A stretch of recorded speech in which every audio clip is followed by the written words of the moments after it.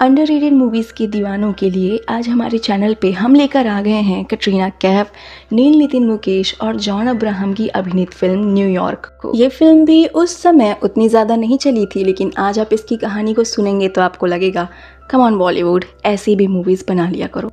तो कहानी की शुरुआत होती है हमें नील नितिन मुकेश को दिखाते हुए, जिनके कैरेक्टर का नाम है उमार। उमार न्यूयॉर्क में एक टैक्सी ड्राइवर है और इसकी गाड़ियों में बहुत सारे इलीगल हथियार मिले हैं, जिससे पूछताछ करने के लिए लीजेंडरी एक्टर इरफान खान, जिनके कैरेक्टर का नाम रोशन है, वो आते हैं। रोशन उमार को बताता है कि अभी वो एक कस्टडी में है, जिसके तहत वो किसी से भी बातचीत या कॉल नहीं कर सकता है। रोशन उमार को बताता है कि उसकी गाड़ी से इलीगल वेपन्स मिले हैं, इसलिए FBI को शक है कि उमार एक टेररिस्ट है, जिस पर उमार कहने लगता है कि वो टेररिस्ट नहीं है। लेकिन हर चोर यही कहता है ना कि वो चोर नहीं है, तो क्या सच है क्या झूठ है, इस पे रोशन को विश्वास नहीं हो रहा था। वो उमार से पूछता है कि वो न्यूयॉर्क क्यों आया था, जिस पर उमार कहता है कि वो स्टडीज़ के लिए न्यूयॉर्क आया था। पुष्टि करने के लिए रोशन उमार से पूछने लगते हैं कि ठीक है, वो अपने कॉलेज फ्रेंड्स का नाम बताए। यहाँ पर उमार अपने सभी दोस्तों का नाम बता देता है, लेकिन काफ़ी देर के बाद उसे एक नाम याद आता है, सैम। सैम भी मेरा दोस्त था। तो ऐसे में रोशन उमार को प्रेशराइज करता है कि वो सैम के बारे में कुछ बताए। और अब कहानी जाती है पीछे, जब उमार सही में न्यूयॉर्क स्टडीज़ के लिए आया था। कॉलेज का पहला दिन और उमार काफ़ी घबराया हुआ था, किससे बात करे, किसे दोस्त बनाए। और तभी उसके सामने आ जाती है माया, यानी कटरीना कैफ। माया को देखते ही उमार को पहली नज़र का प्यार हो जाता है और माया यहाँ उमार को लोगों से घुलने मिलने और दोस्त बनाने में मदद करती है। माया का एक दोस्त था सैम नाम का, जो जॉन अब्राहम प्ले कर रहे हैं। तो सैम और माया पहले से दोस्त थे और अब उमार भी इनका दोस्त बन गया था। उमार यहाँ पे माया से बहुत ज़्यादा प्यार करने लगा था और सैम भी माया से प्यार करता था। लेकिन जब भी सैम माया को प्यार का इजहार करता था, माया उसे पागल है बोलकर टाल देती थी। यहाँ पे सैम एज यूजुअल स्पोर्ट्स और पढ़ाई में बहुत ज़्यादा अच्छा था और कॉलेज का एक पॉपुलर डूड था और इन तीनों की दोस्ती काफ़ी अच्छी चल रही थी। कहानी प्रेजेंट टाइम में यानी फिर से FBI के ऑफिस पे आती है, जहां उमार और रोशन के बीच में इन्वेस्टिगेशन चल रही है। रोशन यहाँ पे सैम की कुछ फोटोज़ दिखाता है जो कि CCTV कैमरास से ली हुई थी। रोशन बताता है कि सैम एक टेररिस्ट है और रोशन को शक है कि उमार भी सैम के साथ मिलकर ही काम करता है और दोनों इस तरीके से इलीगल वेपन्स का बिजनेस कर रहे हैं, जिस पर उमार काफ़ी भड़क जाता है। उसका दोस्त सैम टेररिस्ट तो हो ही नहीं सकता। वो रोशन को भी कहता है कि कोई गलत फहमी है, सैम कभी भी टेररिस्ट नहीं हो सकता, वो तो उसका दोस्त था। जिस पर रोशन उसे आगे की कहानी बताने को कहता है। आगे की कहानी में तीनों दोस्त एक क्लब में पार्टी करने जाते हैं, जहाँ पे उमार और माया एक साथ बैठे हुए थे। उमार काफ़ी खुश था माया को अपने पास पाकर, लेकिन सैम दूसरी लड़कियों के साथ पार्टी करने में बिजी था, जिससे माया थोड़ी अपसेट होती है और उमार और माया बाहर निकल आते हैं, जिस पर माया पे एक चोर हमला करता है जो उसके पर्स को चुराने लगता है। सैम यहाँ पर एज यूजुअल संकट मोचन बन के आता है और माया के पर्स को बचा लेता है। सैम को काफ़ी चोट लगी थी और माया उसे काफ़ी प्यार से पूछताछ कर रही थी कि बेबी तुम्हें चोट तो नहीं लगी, सब ठीक तो है ना। उमार को ये देखकर काफ़ी दुख होता है कि आज तक उन दोनों ने अपने रिलेशनशिप की बात उससे छुपा कर रखी। सैम जब भी माया से प्यार का इजहार करता था, माया तो उसे पागल बोलकर हटा देती थी और आज ये बेबी बेबी बोल के प्यार जता रही है।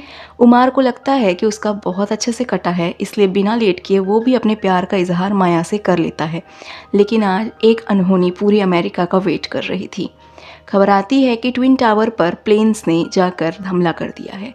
ये आतंकियों का हमला था और इससे पूरे का पूरा न्यूयॉर्क और अमेरिका दहला हुआ था। ये सब माहौल उमार को सही नहीं लग रहा था, क्योंकि अब यहाँ पर डिस्क्रिमिनेशन शुरू हो चुका था। मुस्लिमों से अमेरिकन्स नफरत करने लगे थे, इसलिए उमार भी अपने कॉलेज को छोड़कर दूसरे शहर में शिफ्ट होने का सोचता है। और उसके बाद से उसे नहीं पता कि माया और सैम कहाँ हैं। जब से उसने कॉलेज छोड़ा तब से उसने अपने दोस्तों से भी बातचीत करनी छोड़ दी थी। अब यहाँ पर फिर से प्रेजेंट टाइम में यानी FBI के ऑफिस में सीन आता है, जहाँ पर रोशन उमार को कहता है कि अगर उमार को प्रूफ करना है कि वो टेररिस्ट नहीं है तो उसे FBI वालों के लिए एक काम करना होगा। FBI को शक है कि सैम एक आतंकी है, तो ऐसे में उमार को सैम से फिर से दोस्ती करनी है, फिर से उनके घर में जाना है, क्योंकि अब माया और सैम की शादी हो गई है और उनकी प्यारी सी एक फैमिली है। तो ऐसे में एक जान पहचान का इंसान ही उनसे ज़्यादा जान पहचान बढ़ा सकता है और उमार इसके लिए सबसे परफेक्ट बेट था। उमार को भी कहीं ना कहीं समझ में आ गया था कि वास्तव में FBI को सैम की जानकारी चाहिए। उन्हें शक है कि सैम टेररिस्ट है, तो ऐसे में जानबूझ के उमार को इलीगल वेपन्स के धंधे में फंसाया गया है। ये सारा काम और साजिश FBI की थी ताकि उमार को पकड़ा जाए और उसे मजबूर करके सैम की ज़िंदगी में घुसाया जाए। अब यहाँ पर हल्की फुल्की ट्रेनिंग शुरू हो जाती है उमार की, ताकि वर्स्ट से वर्स्ट सिनेरियो में वो अपना डिफेंस बंदूक चलाकर कर पाए। प्लान को समझाया जाता है। प्लान के तहत उमार को सैम के पास जाना था, उससे चिकनी चुपड़ी बातें करनी थी, दोस्ती करनी थी और समय आते ही सैम को कहना था कि वो भी टेररिस्ट बनना चाहता है। ऐसे में वो सैम को रंगे हाथों पकड़ लेंगे। लेकिन उमार जानता था कि उसका दोस्त कभी भी टेररिस्ट नहीं हो सकता, तो वो भी FBI का साथ देने को मान जाता है ताकि FBI को वो प्रूफ कर सके कि ना ही वो टेररिस्ट है और ना ही उसका दोस्त टेररिस्ट है। और फिर प्लान एग्जीक्यूट करने की बारी आती है। एक दिन ऐसे ही रैंडम मुलाकात के कारण माया और उमार की मुलाकात हो जाती है। माया उमार को देखकर काफ़ी खुश हो जाती है, पुराना दोस्त जो मिल गया था, और वो तुरंत सैम को भी कॉल करके बताती है कि उमार वापस आ गया है। तीनों दोस्तों का फिर से गेट टुगेदर होता है। अब यहाँ पर उमार प्लान को एग्जीक्यूट करने लगा था। धीरे धीरे बातचीत के बहाने वो सैम को पोक करता था कि हमारे साथ गलत हो रहा है, दुनिया हमें गलत समझती है, तो हमें भी बदला लेना होगा। लेकिन सैम काफ़ी कामली इन बातों को इग्नोर कर देता था। वो ऐसी कुछ बातें बोलता ही नहीं था जैसा FBI उससे सुनना चाहती थी। और FBI झुंझलाहट में उमार को माइक्रोफोन देती है और कहती है कि घर के कोनों कोनों में माइक्रोफोन लगा दे। लेकिन उमार अपने दोस्तों के साथ गद्दारी नहीं कर सकता था। वो जितना कर रहा था उतना ही बहुत था। अब यहाँ पर ऐसे ही एक दिन उमार माया से मिलने उसके ऑफिस जाता है। माया यहाँ पर वीडियो रिकॉर्डिंग कर रही थी नवाजुद्दीन सिद्दीकी की। नवाजुद्दीन सिद्दीकी को भी FBI वालों ने एक बार पकड़ लिया था इस शक में कि वो एक टेररिस्ट है। और नवाजुद्दीन यहाँ पर अपनी गाथा बता रहा था कि कैसे FBI वाले उसे टॉर्चर करते थे, घंटों घंटों उसे नंगा करके दीवार से बांध कर खड़े कर देते थे, उसी के ऊपर पेशाब करते थे, ना खाना और पीना देते थे, गंदी गंदी गालियाँ देते थे, मेंटली हैरेस करते थे और बार बार कहते थे कि वो एक्सेप्ट कर ले कि वो एक टेररिस्ट है। ये सब सुनकर कहीं ना कहीं उमार का भी दिल दहल गया था कि FBI वाले इतने क्रूर भी हो सकते हैं। वो माया से बातचीत करता है, जिस पर माया बताती है कि नवाजुद्दीन को जबरदस्ती पकड़ा गया था, वो सैम का दोस्त था और उस पर शक था कि वो एक टेररिस्ट है। तो ऐसे में माया FBI वालों के खिलाफ सारे सबूत इकट्ठा करके उन पर केस करना चाहती है, क्योंकि वर्तमान में माया एक सोशल वर्कर बन गई थी और FBI ने जिन लोगों के साथ जबरदस्ती की थी उनके लिए वो अपील करती थी। अब एक दिन यूं ही सैम के बेटे को एक बंदूक मिल जाती है। पूछने पे पता चलता है कि ये बंदूक उसे उमार के कपड़ों से मिली है। सैम उमार को कन्फ्रंट करता है और उसे ये भी कहता है कि इस टाइप की चीज़ें वो घर में ना रखे, बच्चों के लिए हानिकारक है।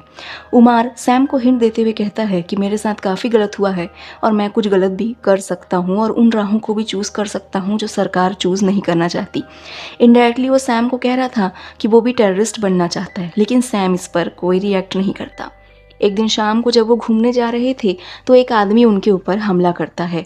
इस बचाव में उमार अपने हाथ की बंदूक चला देता है और वो आदमी वहीं मर जाता है, लेकिन इस पर भी सैम कुछ रिएक्ट नहीं करता। हमें पता चलता है कि ये सब भी FBI का एक सेटअप था ताकि किसी ना किसी तरीके से सैम अनलिश होकर सामने आ पाए कि वो एक टेररिस्ट है। लेकिन आज उमार के हाथों एक आदमी का कत्ल हो गया था। सैम भी यहाँ पर काफ़ी घबरा जाता है और वो घबराहट में उमार को कहता है कि अब वो उसकी फैमिली के साथ नहीं रह सकता, तो वो इस शहर को छोड़कर चला जाए। वो माया से कुछ भी कह देगा कि वो कहीं भी चला गया है, बस वो उसकी फैमिली को अकेला छोड़ दे। और इसके बाद वो उसे गाड़ी में बिठाकर एयरपोर्ट छोड़ने जाने लगता है। लेकिन ट्विस्ट यहाँ पर तब आता है जब सैम उमार को एयरपोर्ट में छोड़ने के बजाय एक खुफिया जगह लेकर जाता है जहाँ सच में उसके सभी टेररिस्ट दोस्त मौजूद थे। और हमें पता चलता है कि FBI का शक एकदम सही था, सैम सच में एक टेररिस्ट है। और यहाँ पर उमार को विश्वास जीतने के लिए एक आदमी का कत्ल करना था और उमार यहाँ पर कत्ल कर भी देता है। ऐसे में उमार भी अब उनकी टेररिस्ट ग्रुप का एक मेंबर बन चुका था। सैम यहाँ पर अपनी कहानी सुनाने लगता है कि आखिर वो टेररिस्ट बना कैसे। तो 9/11 के हमले के बाद से दुनिया काफ़ी बदल गई। अमेरिकन मुसलमानों से काफ़ी ज़्यादा भेदभाव करने लगे थे। एक बार सैम माया से मिलने के लिए जा रहा था। और उसके बैग में प्रोजेक्ट के लिए बहुत सारे अमेरिकन साइट्स की फ़ोटोग्राफ्स थी।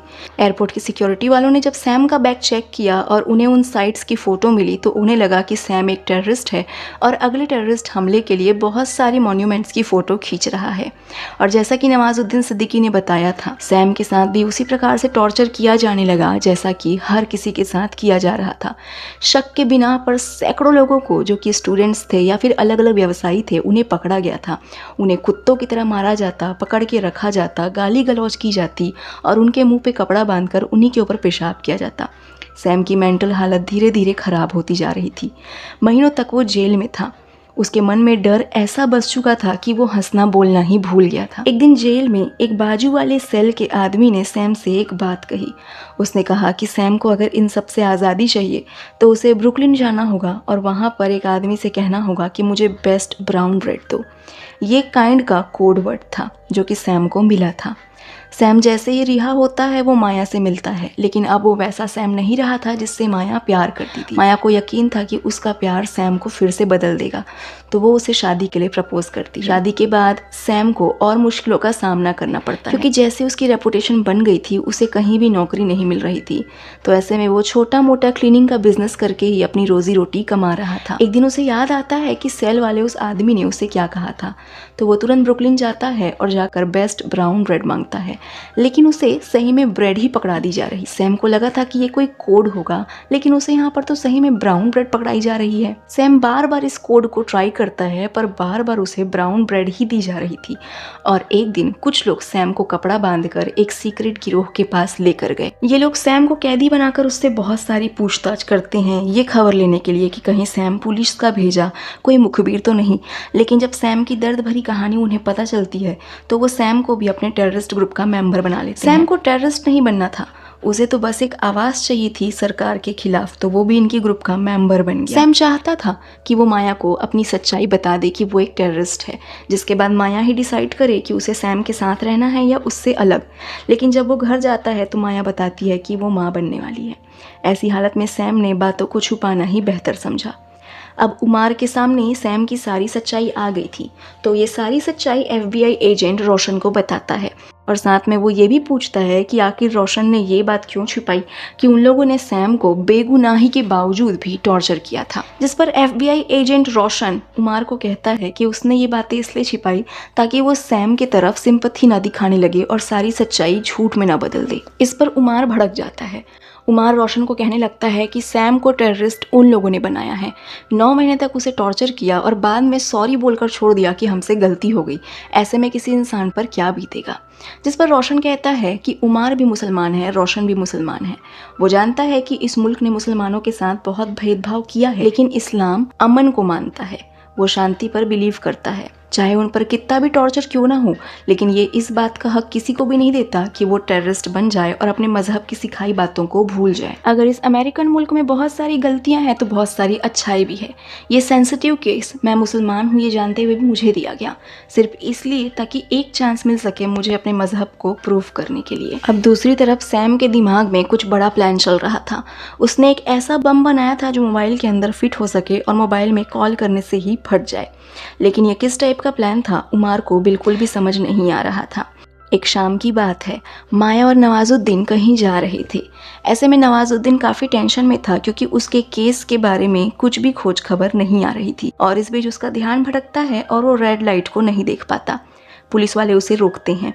अब नवाजुद्दीन को वैसे ही चिढ़ थी पुलिस वालों से, तो वो उनसे सही तरीके से बात नहीं कर रहा था, जिस पर पुलिस वाले भी उसे गुनहगार समझकर फिर से जेल ले जाने लगते हैं।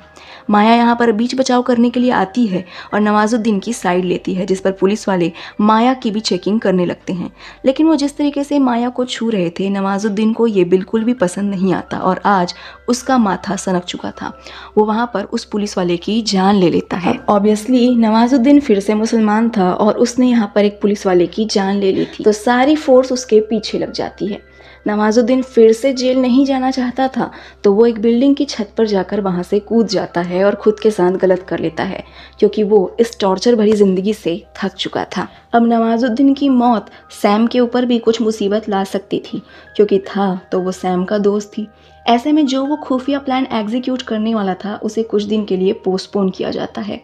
एक बार की बात है, माया कहीं बाहर गई थी तो वो उमार यानी उसके दोस्त और FBI एजेंट रोशन को साथ में देख लेती है। कहीं ना कहीं उसे समझ में आ गया था कि क्या चल रहा है और कहीं ना कहीं वो ये भी जानती थी कि उसका पति सैम टेररिस्ट है, लेकिन कभी भी उसने सैम से कन्फ्रंट नहीं किया था। लेकिन आज माया के सब्र का बांध टूट गया था। सारी बातों को जानते हुए भी वो कब तक चुप रहे, तो ऐसे में वो अपने उमार दोस्त से सब कुछ कन्फ्रंट करती है। उमार माया को एश्योर करता है कि वो सिर्फ FBI का साथ दे रहा है ताकि सैम को सही रास्ते पे लाया जा सके। सैम का एक बहुत बड़ा प्लान है जो उसने अभी तक एग्जीक्यूट किया नहीं है, लेकिन अभी भी वक्त है, शायद सैम इन सब चीज़ों को छोड़कर वापस लौट सकता है। माया एक वाइफ थी, वो जानती थी कि सैम ने क्या क्या सहा है, इसलिए वो उमार से कहती है कि उसे FBI से रिटर्न में चाहिए कि अगर वो सैम को पकड़ भी लेते हैं तो उसके साथ कुछ गलत नहीं करेंगे, सैम को जिंदा रहने देंगे। उमार ये वादा नहीं कर सकता था क्योंकि ये उसके हाथ में नहीं था।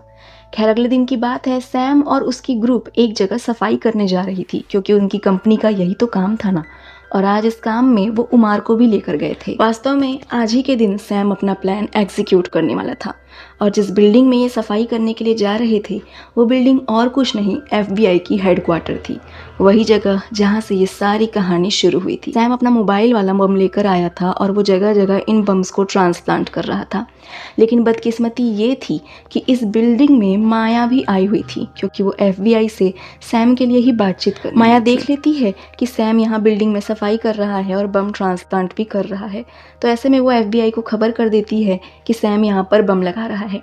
पूरी बिल्डिंग को खाली कर दिया जाता है और फाइनली माया सैम के पास जाती है और उससे रिक्वेस्ट करती है कि वो ये सब छोड़ दे। उमार भी आता है और सैम को रिक्वेस्ट करता है कि वो ये सब चीज़ों को छोड़ दे क्योंकि आज वो बदला लेगा, फिर इस बदले की कार्यवाही होगी और कल को सैम जैसा ही कोई बेगुनाह फिर से पकड़ा जाएगा और ये कहानी रिपीट पे चलती ही रहेगी।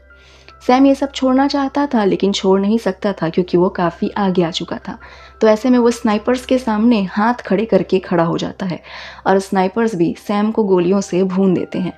माया बीच बचाव करने आती है, माया को भी कुछ गोलियां लगती हैं लेकिन उमार की जान बच जाती है। अब यहाँ पर सब कुछ बिखर चुका था। उमार ने अपने 2 दोस्तों को जो उसके बहुत करीबी थे उन्हें खो दिया था और उनका जो बेटा था उसे फाइनली उमार ही पाल रहा था क्योंकि उसके माँ बाप खत्म हो गए थे। कुछ दिन बाद रोशन उमार से मिलने के लिए आता है। उमार यहाँ पे काफ़ी गुस्से में था और वो FBI एजेंट रोशन से कुछ भी बात नहीं करना चाहता था। वो गुस्से में रोशन से कहता है कि तुम्हें तो मेडल मिल गया पर मेरे तो 2 दोस्त खो गए, आखिर क्या मिला ये सब करके। रोशन कहता है कि सैम एक टेररिस्ट था, आज नहीं तो कल उसका यही अंजाम होना था। जिस पर उमार क्वेश्चन करता है कि माया का क्या, माया की क्या गलती थी, वो तो बेगुनाह थी ना। जिस पर रोशन कहता है कि वक्त गलत था, लेकिन देखो आखिर इन सब का अंजाम क्या हुआ। उनका मुसलमान बेटा आज अमेरिकन बच्चों के साथ घुल मिल के रह रहा है, उनके साथ खेल रहा है। फाइनली इस देश में अमन आ गया ना। और फाइनली ये कहानी हैप्पी एंडिंग लेती है, ये दिखाते हुए कि उम्मीद की लौ अभी भी बरकरार है।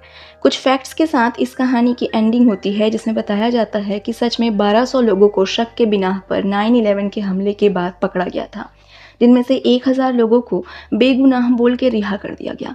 पर उस महीने के टॉर्चर और उस महीने भर में जो मेंटल ट्रॉमा उन्होंने झेला था उसकी अकाउंटेबिलिटी अमेरिकन गवर्नमेंट लेने को तैयार नहीं थी। जॉर्ज बुश ने तो ये भी कहा था कि उन्होंने कभी भी टॉर्चर करने के आदेश नहीं दिए थे, जिसके बाद जब बराक ओबामा प्रेसिडेंट बने तो उन्होंने इन सभी टॉर्चर सेंटर्स को बंद करवाया।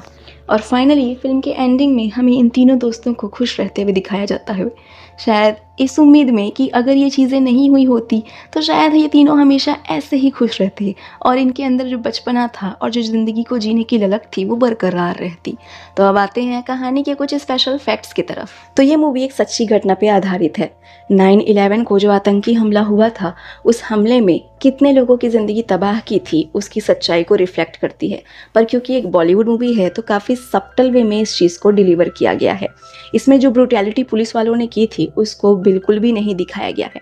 हालांकि जॉन अब्राहम के ऊपर जो सीन्स फिल्माए गए थे ये उनके करियर की पहली फिल्म थी जिसमें उन्होंने न्यूड शॉट दिया था, क्योंकि सच में जेल में कैसे कपड़े उतार कर टॉर्चर किया जाता है वो उन्हें हकीकत में दिखाना था। ये फिल्म काफ़ी पहले ही बनने वाली थी, ऐसा कहा जाता है कि 2001 में इसकी मेकिंग का काम शुरू हो गया था और करण जौहर इसको डायरेक्ट करने वाले थे, लेकिन वो कभी खुशी कभी गम की शूटिंग में व्यस्त थे। तो ऐसे में कबीर खान को इस फिल्म में लाया गया फिल्म डायरेक्ट करने के लिए। जॉन अब्राहम और कबीर खान का ये सेकंड कोलैबोरेशन था। पहला कोलैबोरेशन था काबुल एक्सप्रेस।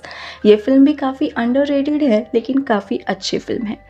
ऐसा कहा जा रहा था कि ये फिल्म पाकिस्तानी फिल्म खुदा के लिए का रीमेक है, लेकिन इसकी स्टोरी काफ़ी ज़्यादा अलग थी। फिल्म के सेट में नील नितिन मुकेश और कटरीना कैफ आपस में लड़ाई किया करते थे कि दोनों में से ज़्यादा गोरा कौन है, और अंदाज़ा लगाइए कि ज़्यादा गोरा कौन था।